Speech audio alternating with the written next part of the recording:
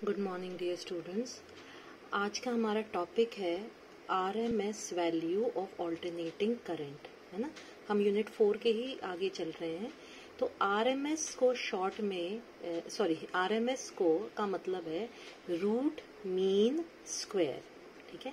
ये नाम क्यों आया ये हम बाद में डिस्कस करते हैं, लेकिन root mean square value of alternating current, ठीक है। इसके दो और नाम है। आरएमएस वैल्यू को कई बार इफेक्टिव वैल्यू या बहुत बार वर्चुअल वैल्यू ऑफ एसी यानी ऑल्टरनेटिंग करंट भी बुलाया जाता है, ठीक है। तो ये नाम क्या मतलब है, इसका ये नाम क्यों आए, ये समझने के लिए पहले हम इसकी डेफिनेशन समझते हैं। क्या है ये डेफिनेशन, ठीक है। डेफिनेशन में अगर अभी पढ़ दूं तो आपको दिमाग में इतनी बात बैठेगी नहीं। अगर मैं एक्सप्लेन करके आपको बताऊंगी फिर आपके दिमाग में ये बात बहुत अच्छे से बैठ जाएगी, ठीक है। सो एक्सप्लेनेशन पहले स्टार्ट करते हैं, डेफिनेशन बाद में देखेंगे। सो मान लो कि ये एक आपके पास सर्किट है, ठीक है। इस सर्किट का रेजिस्टेंस है R, ठीक है। हम सर्किट को ऐसे एक ब्लॉक की तरह दिखा सकते हैं। इसमें कुछ ना कुछ लगा होगा, इसमें कोई कैपेसिटर, कोई रेजिस्टर, कुछ और लगा होगा, लेकिन हम उस सर्किट के डिटेल्स में न जाकर के एक ब्लॉक की तरह बनाते हैं और बोलते हैं ये एक सर्किट है जिसका फाइनल रेजिस्टेंस जो कितना है वो है R, ठीक है। अब इसको हम देते हैं इनपुट, ठीक है ना। इनपुट देते हैं I करंट का जो कि DC है, ठीक है। अब DC ये क्या करंट है, तो थोड़ा सा मैं एक्सप्लेन करती हूँ फिर बताती हूँ DC करंट के बारे में।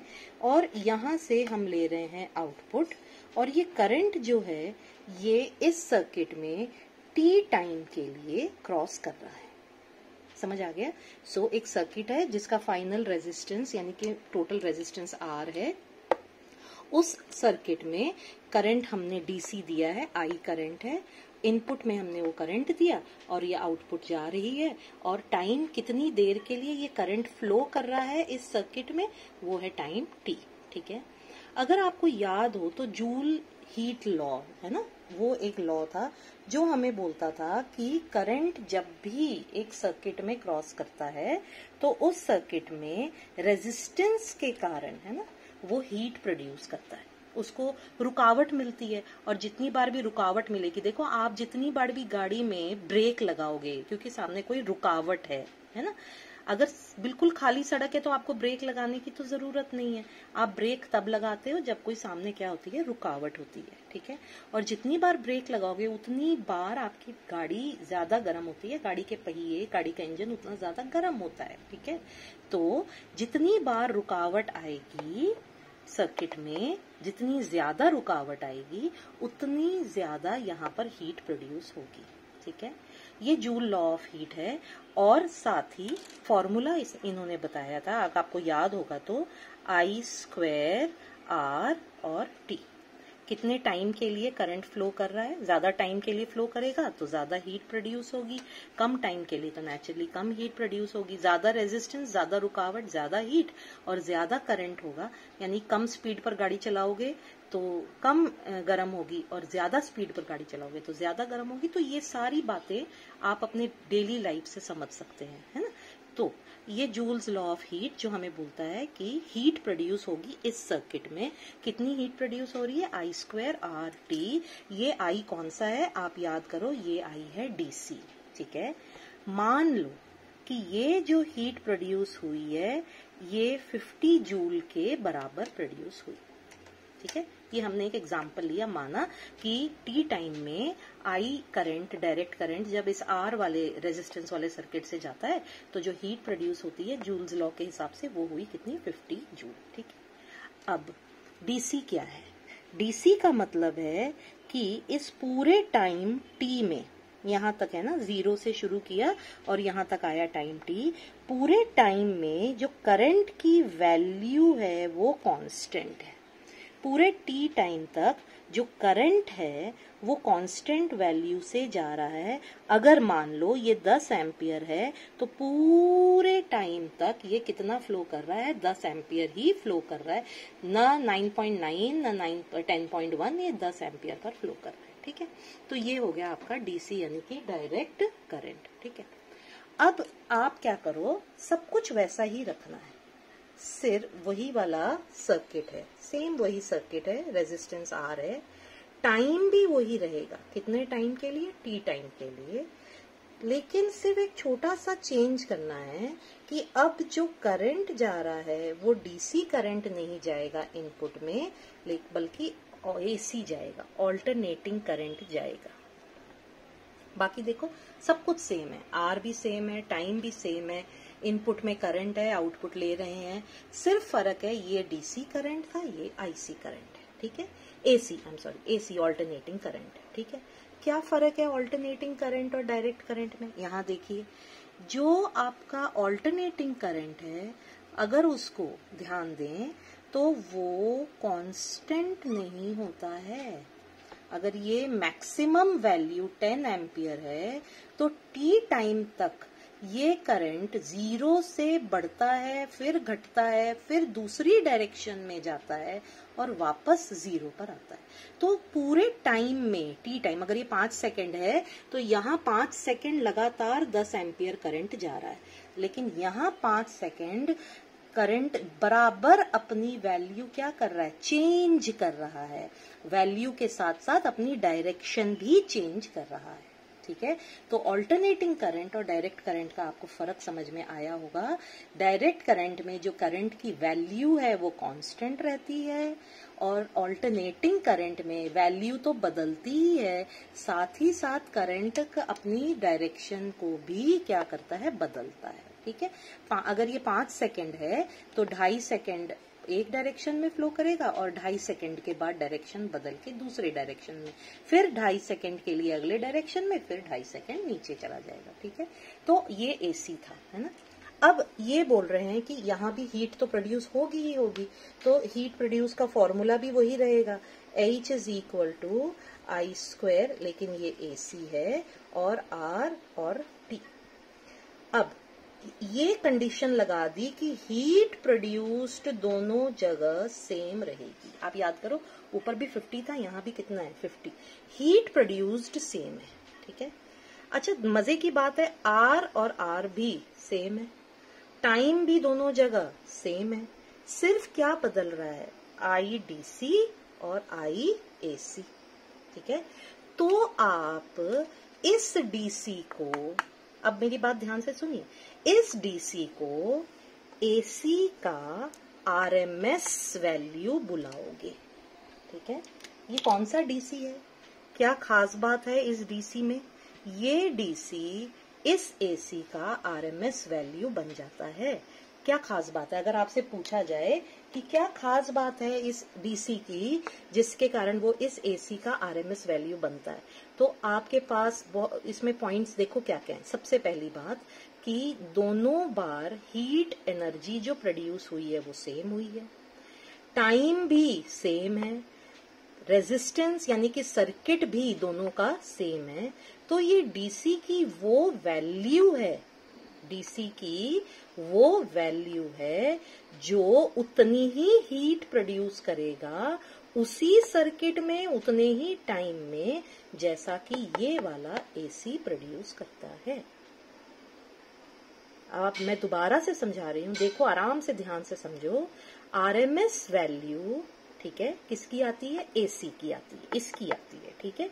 रूट मीन स्क्वायर वैल्यू किसकी आती है, एसी की, क्योंकि ये बदल रहा है, ठीक है।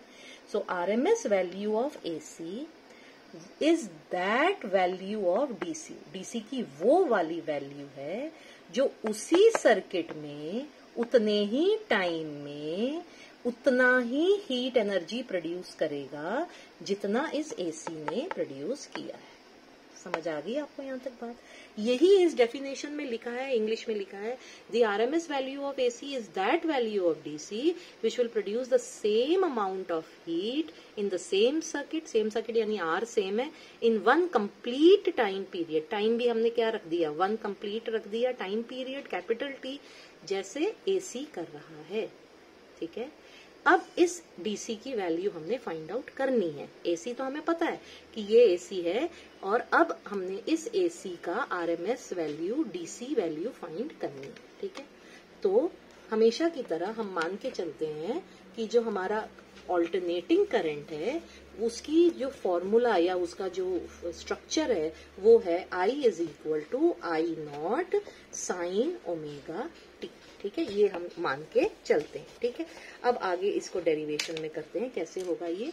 सो हम ये मान लेते हैं कि हमारा जो AC है, AC जो है हमारा वो है I is equal to I naught sine omega T. I naught कौन सी वैल्यू है आप याद करो, जब हमने AC बनाया था तो हमने पीक दिखाई थी, तो ये जो पीक वैल्यू है ये है आई नॉट। ठीक है, तो ये हो गया। अब मान लो कि ये जो AC है, ये वाला जो AC है, ये dt टाइम में जो हीट प्रोड्यूस करता है वो कितना करता है, DH। D का मतलब समझ में आ रहा है, स्मॉल, वेरी वेरी स्मॉल। सो टाइम स्मॉल है तो हीट एनर्जी जो प्रोड्यूस होगी वो भी कितनी होगी, स्मॉल होगी। सो DH बन जाएगा I स्क्वायर R और क्या हो जाएगा DT। ठीक है, लेकिन हमने डेफिनेशन में बोला कि ये हमको हीट एनर्जी निकालनी है पूरे टाइम पीरियड के लिए, यानी टाइम कहाँ से शुरू हुआ, 0 से, और टाइम पीरियड को हम कैपिटल T से दिखाते हैं, यानी dt बदल गया 0 से लेके कहाँ तक, कैपिटल T तक। तो हीट प्रोड्यूस्ड जो आएगी वो आएगी integration of I square R dt। ठीक है, कहाँ से लेके कहाँ तक, 0 से लेके पूरे टाइम पीरियड तक। यहां तक समझ में आ रहा है। अब R तो टाइम के ऊपर डिपेंड करता नहीं, क्योंकि सर्किट का टाइम के साथ रेजिस्टेंस बदलने वाला नहीं है। लेकिन करंट अगर आप ध्यान से देखो तो ये करंट जो है ये टाइम पर डिपेंड करता है। ये देखो इसके इक्वेशन में टाइम है, इसका मतलब यहाँ पर आप करंट को कांस्टेंट बाहर नहीं निकाल सकते हैं। तो आप इसकी वैल्यू सब्स्टिट्यूट करते हो, H बन जाता है, I के बदले हम ऊपर से लिखेंगे इंटीग्रेशन आई नॉट का भी स्क्वायर, क्योंकि आई का स्क्वायर है इसीलिए आई नॉट का भी स्क्वायर हो जाएगा, साइन स्क्वायर ओमेगा टी, साथ में आया आर और आया dt, और लिमिट्स आ जाती हैं 0 से लेके कैपिटल T तक। ठीक है, अब अगर आप देखो तो पीक वैल्यू, ये वैल्यू कांस्टेंट है, ये इसी टाइम पर एक ही बार आती है और ये कांस्टेंट वैल्यू है। I square, I naught square peak value और आर, ये दोनों इंटीग्रेशन के बाहर जा सकते हैं क्योंकि ये टाइम पर डिपेंड नहीं करते। तो हमारी इंटीग्रेशन बन जाएगी sign square omega T dt। ठीक है, तो हीट प्रोड्यूस बन जाएगा 0 से capital T integration I square not और आर, ये तो कॉमन आ गए बाहर है ना, क्योंकि ये टाइम पर डिपेंड नहीं करते, और बन जाएगा अंदर साइन स्क्वायर ओमेगा टी और साथ में आएगा dt। ठीक है, अब मैथ का पेपर होता तो ये पूरी इंटीग्रेशन आपको सॉल्व करनी थी, लेकिन ये पेपर मैथ का नहीं फिजिक्स का है, मैं आपको फिजिक्स समझा रही हूँ। तो फिजिक्स में ये पूरी इंटीग्रेशन हमें सॉल्व करने की जरूरत नहीं है, हम यहाँ लिबर्टी ले सकते हैं, हम ये बोल सकते हैं we know that integration of sine square omega T dt from 0 to capital T, इसमें इस इंटीग्रल की वैल्यू है कैपिटल T/2। आपको इच्छा है सॉल्व करना चाहें तो आप सॉल्व करके देख सकते हैं, यही आंसर आएगा। मैथ का पेपर आपको ये एक्सपेक्टेड है कि ये सॉल्व करो, फिजिक्स के पेपर में ये एक्सपेक्टेड नहीं है, आप डायरेक्टली ऐसे लिख सकते हो। ठीक है, और दूसरी चीज जो आप लिखोगे वो ये लिखोगे आपने क्या क्या यूज किया इस डेरिवेशन को निकालने के लिए, इस इंटीग्रेशन को सॉल्व करने के लिए आपने क्या क्या टॉपिक्स यूज किए, क्या क्या points. So sine square omega T का सब्स्टिट्यूशन किया 1 minus cos 2 omega T divided by 2, फिर 2 इंटीग्रल्स आ गए और ओमेगा टी को 2 पाई सब्स्टिट्यूट आप कर लो तो आपको एग्जैक्टली यही वाला आंसर मिलेगा। ठीक है, तो मैं यहाँ डायरेक्टली इसको आगे सॉल्व करूंगी। तो मेरे पास आ गया equation H is equal to, क्या आ जाएगा देखिए, H is equal to I naught का स्क्वायर साथ में R, और इस पूरे इंटीग्रेशन का मुझे पता है आंसर आना है T/2। ठीक है, तो ये मेरे पास हीट एनर्जी का एक फॉर्मूला आ गया। अब मुझे DC निकालना है, याद मुझे भूलना नहीं है मुझे क्या निकालना है ना, मुझे तो डीसी वैल्यू निकालनी थी। तो मैंने कहा कि मान लो इस एसी की, ये जो मैंने एसी लिया था, इसकी जो आरएमएस वैल्यू है उसको मैं बुलाती हूँ IV। IV भी बुला सकते हो, IRMS भी बुला सकते हो, और I इफेक्टिव भी बुला सकते हो। आपको जो यूज करना है यूज करो, तीनों का मतलब एक ही है, ठीक है। मैं IV लेकर के चलती हूँ, मुझे ये आसान लगता है, तो H बन जाएगा। अब अगर मैं DC वैल्यू डाल रही हूँ, IV याद रखेंगे ये AC है और RMS होते ही ये क्या बन जाएंगे, DC बन जाएंगे। तो जूल लॉ मुझे बोलता है IV का स्क्वायर, साथ में R और साथ में टाइम आप याद करो, T था पूरा का पूरा, है ना, एक टाइम पीरियड के लिए लिया था। अब ये बन गया इक्वेशन नंबर 2। अगर आप 1 और 2 को देखो तो सब कुछ सेम है, सिर्फ ये AC है और ये DC है, बस यही फर्क है जो हमने स्टार्टिंग में पढ़ा था।